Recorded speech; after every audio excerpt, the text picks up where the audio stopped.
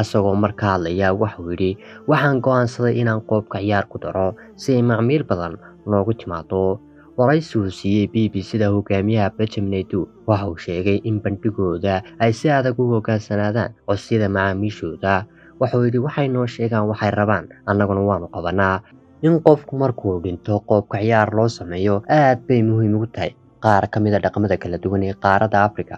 Benjamin Netanyahu waxa uu shaqo abuur u sameeyey in ka badan 100 qof kuwaasoo isugu jira rag iyo dumar dhalinyaro ah. dalka Ghana aad ayay muhiim ugu tahay dhaqankooda in qofka loo sameeyo markuu dhinto xaflad baroordiiqa.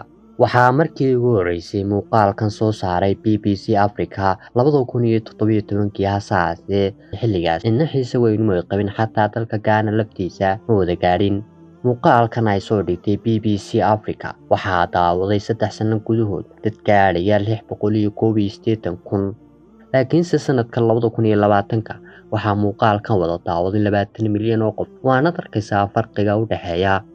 wadamada qaar sida dalka Brazil ayaa board ay ku sawiran yihiin Benjamin Netanyahu iyo kooxdiisu ku dhejiyeen wadooyinka waaweyn ee dalkaasi iyagoo kusoo dulqareen joog gurigaaga ama nala jaas. ujeedada ugu weyn ee boardkan ay u soo qaateen ayaa ah inay dadka ku cabsi geliyaan si ay guryahooda u joogaan. haddaba maxaa keenay in muuqaalka